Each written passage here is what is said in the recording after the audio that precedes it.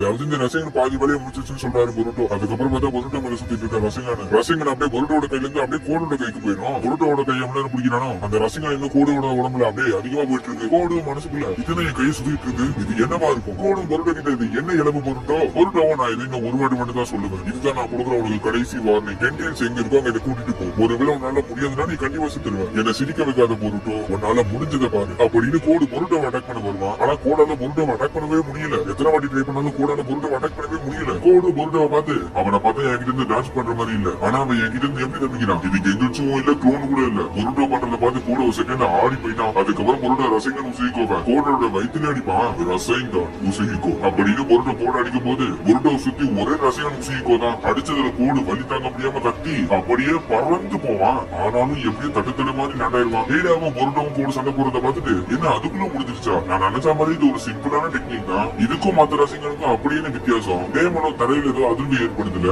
அதுக்கு காரணம் பொருட்டோ தான். இல்ல இங்க இருக்கிற தர மட்டும் இல்ல, இந்த உலகமும் சேர்த்துதான். பொருட்டோ யூஸ் பண்ண டெக்னிக் இந்த உலகம் சுத்துற மாதிரி அதுவும் சுத்திக்கிட்டே தான் இருக்கும். இந்த உலகத்தோட ரொட்டேஷனை வச்சுதான் இந்த ரசிகன் உசைக்கு ஒர்க் ஆகுது. பரவாயில்லையே, நல்லா இருக்கு. பொருட்டோவ கூட நிக்கிறத பார்த்து எனக்கு உண்மையில ஆச்சரியமா இருக்கு. நீ இந்த அடியை வாங்கினதுக்கு அப்புறமும் உன்னால நிக்க முடியுதா? ஆனா கோட பார்த்தா தான் தெரியுது அவனுக்கு தலை சுத்துன்னு சுத்திக்கிட்டே இருக்கு. இது என்னவா இருக்கும்? இது என் தலையை சுத்திக்கிட்டே இருக்கு. ஒரு கட்டத்துக்கு மேல கோடால நிக்க முடியாம அப்படியே கீழே விழுந்துருவான். பொருட்டோவும் கூட நோக்கி அப்படியே வந்துட்டு இருப்பான். அடச்ச, நீ அதை என்ன பண்ண? சரி ஓகே சொல்றேன். இந்த உலகம் உன்னை கொஞ்சம் கொஞ்சமா அழிக்க பாக்குது. என்ன சொன்ன? உலகமா? என்னோட ரசிகன் இந்த உலகத்தோட சக்கராவை அப்சர்வ் பண்ணி இந்த உலகம் சுத்துற மாதிரி அதுக்கும் ஒரு ரொட்டேஷனா மாறும். அதுதான் உசுகிக்கும். இப்ப அந்த பவர் உன் உடம்புல பாஞ்சுக்கிட்டு இருக்கு. அதனாலதான் இந்த உலகம் சுத்துற மாதிரி உனக்கும் இப்ப தலை சுத்துது. அது உன்னோட உடம்பை விட்டு என்னைக்கும் போகாது. புரியுற மாதிரி சொல்லணும்னா இந்த உலகம் எப்ப சுத்துறத நிக்குதோ அது வரைக்கும் உனக்கு நிக்கவே நிக்காது. இந்த உலகம் சுத்திக்கிட்டே இருந்தா உனக்கும் சுத்திக்கிட்டே தான் இருக்கும். இந்த ரொட்டேஷன் நிரந்தரமா உனக்குள்ளதான் இருக்கும். ஆனா முக்கியமான விஷயம் என்னன்னா இந்த உலகம் சுத்துறத நிக்கிறதுக்குள்ள நீ கண்டிப்பா செத்துருவ. என்ன தலை உடம்பு எல்லாமே பயங்கரமா சுத்துதா?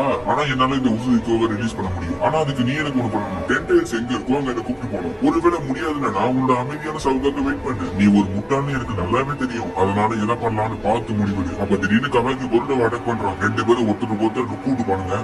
கவாக்கி கூடவே ஈமாவாரி, இனோஜின், சிக்கடாயி, சோச்சோ இவங்க எல்லாரும் வந்துருவாங்க. அப்ப ஈமாவாரி பொருட்டோவை பார்த்த உடனே பொருட்டோன்னு ஆச்சரியமா கத்துவா. ஈமாவாரிய பார்த்த உடனே பொருட்டோ ஒரு செகண்ட்ல ஈமான்னு அப்படியே எமோஷனல் ஆயிருவான். பின்ன எத்தனை வருஷம் வச்சு தங்கச்சியை பாக்குறான். சிக்கடாயி பொருட்டோவை பார்த்து இந்த ரீஃப்ளேஜ் நீ எதுக்கு திரும்ப வந்த பொருட்டோ? நீ என்ன விஷயமா கோடு கிட்ட பேசிட்டு இருந்த? பொருட்டோ சிக்கடாயை பார்த்து நாங்க இன்னும் பேசி முடிக்கல. தேவையில்லாம நடுவுல உள்ள வராம சாத்திட்டு போய் உட்காரு. அப்ப கோடு வேற எஸ்கேப் அவ கிளாமர்க்க கொண்டு வந்துட்டான். அந்த கிளாமர்க்க கவாக்கியை பார்த்துட்டு கிளாமர்க்க குட்டியாக்கிடுவான். சிக்கமாருக்கும் கவாக்கி கிட்ட அங்க என்ன நடக்குதுன்னு சொல்லு கவாக்கி. இங்க என்ன நடக்குதுன்னு சரியாவே தெரியல. ஆனா கோடு இங்க மாட்டிக்கிட்டான். இங்க இருக்கிற எல்லா கிளாமர்க்கையும் சீக்கிரமா அழிச்சாகணும். அது மட்டும் இல்லாம இந்த கோடையை நம்ம அழிச்சாகணும். இதுதான் நல்ல வாய்ப்பு. அவன் கதையை முடிச்சிடு. பொருட்டோவும் கவாக்கியை பார்த்து கவாக்கி உடனே அவங்க கிட்ட தள்ளிப்போம். கவாக்கி